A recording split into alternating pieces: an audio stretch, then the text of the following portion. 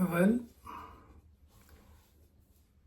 I have been away for quite a bit of time because of my cataract surgery of my eyes. I'm sorry for that. I have come after a very long time, but there's nothing that we could do about it. Now, let's get back to the work. If you remember, I was telling you about central nervous system, in which the brain, spinal cord, and I have told you about brain. Today's lesson will be about spinal cord. Now, the spinal cord is in continuation with the brain. It is a sort of a straightened S joined with the brain at the lower end of the medulla oblongata.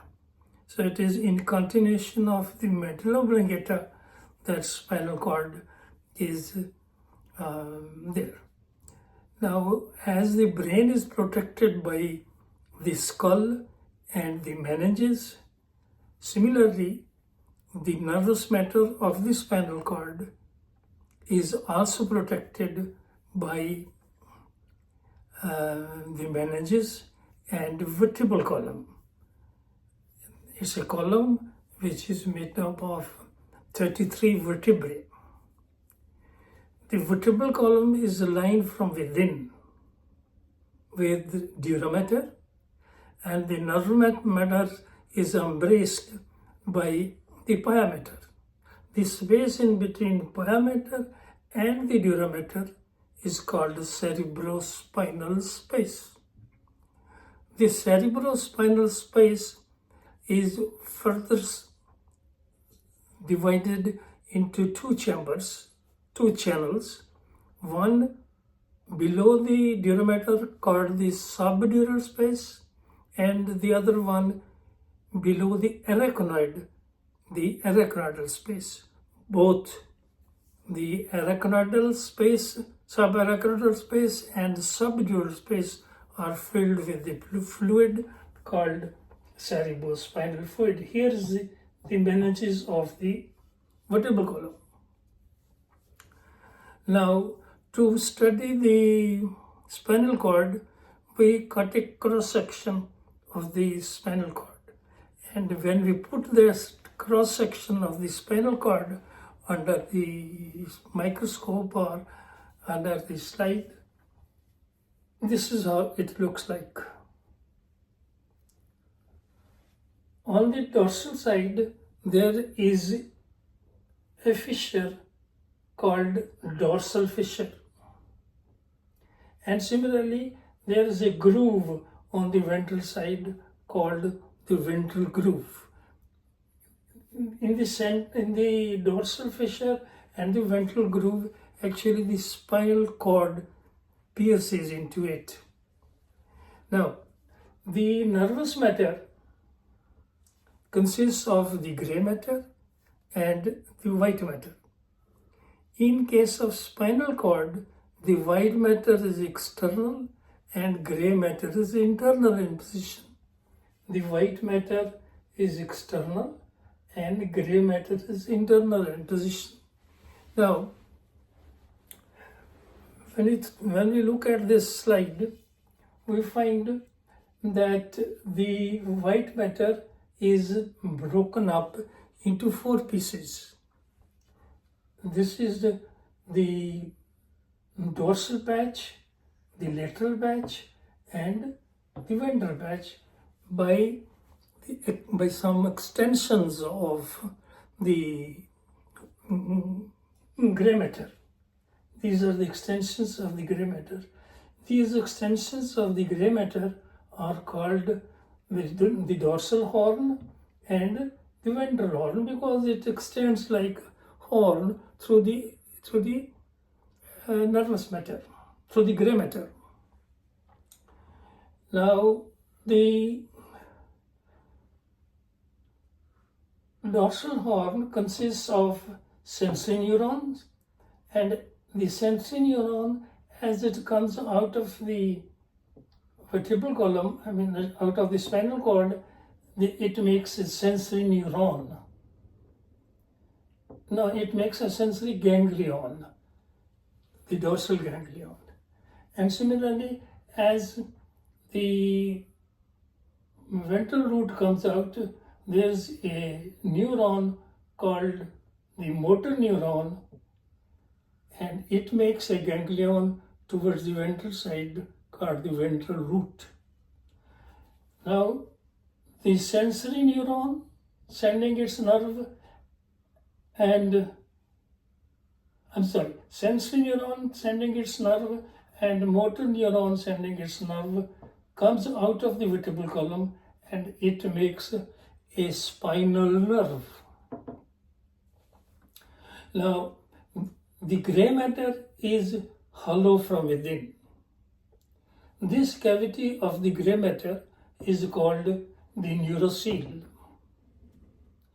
This neurocele of the spinal cord is in continuation with the metacele, that is the fourth ventricle of medulla oblongata, the third ventricle of the diencephalon called the diacele, and the first and second ventricle of the cerebral hemispheres called the metaceles.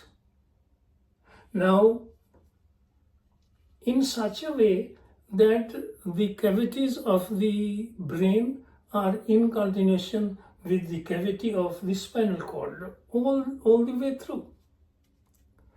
Now, this space within the nervous matter, within the central nervous system, is filled with the fluid. That fluid is called cerebrospinal fluid. The cerebrospinal fluid inside the central nervous system is in continuation with the cerebrospinal fluid in between the meninges. That is, the cerebrospinal fluid surrounds the nervous matter, the outside as well as towards the inner side.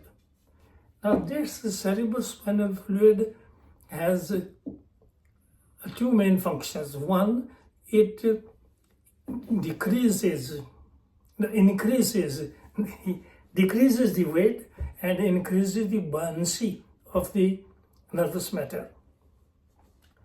Now, the second function of the cerebrospinal fluid is that it is a middleman between the nervous matter and the blood. The nutrition and the oxygen from the blood goes to the nervous matter through the cerebrospinal fluid, and the waste products from the nervous system, the spinal cord and the brain, comes out into the blood through cerebrospinal fluid.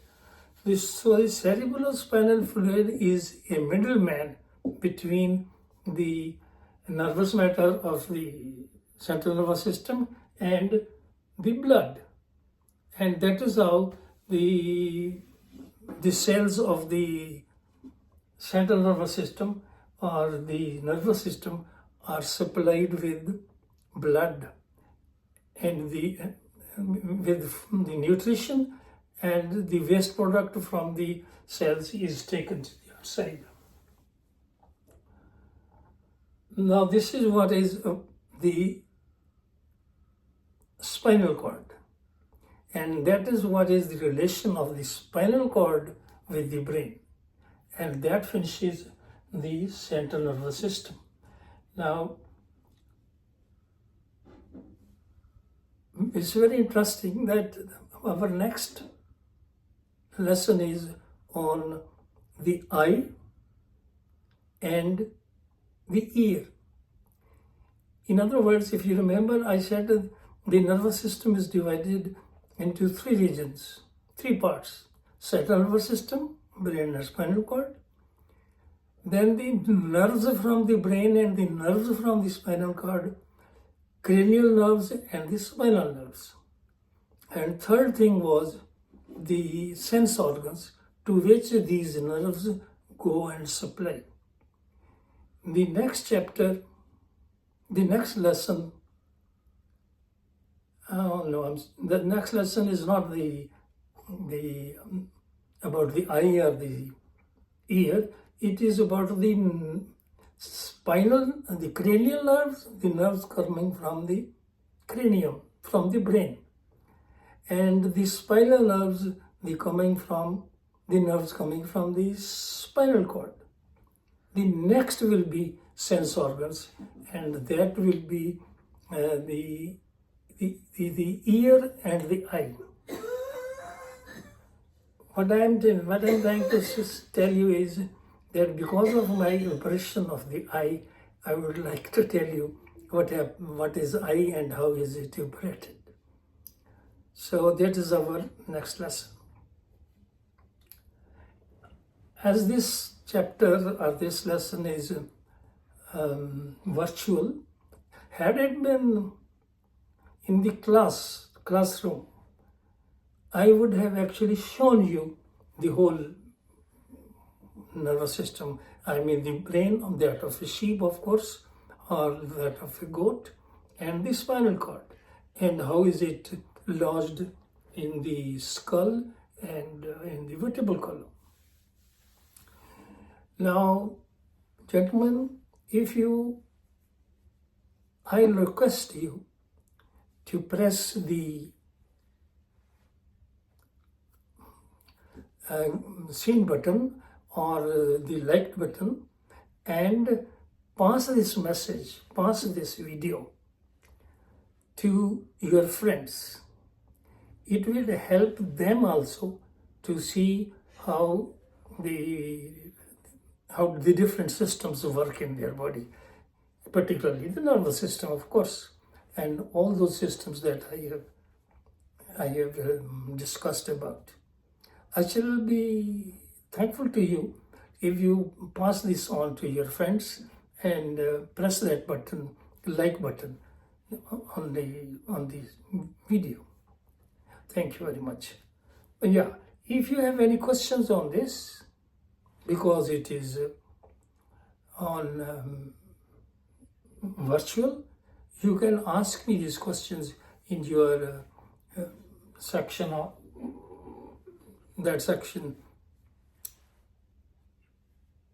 and answers. I will give you all the answers of the questions that you ask. Thank you very much for today. Until next time.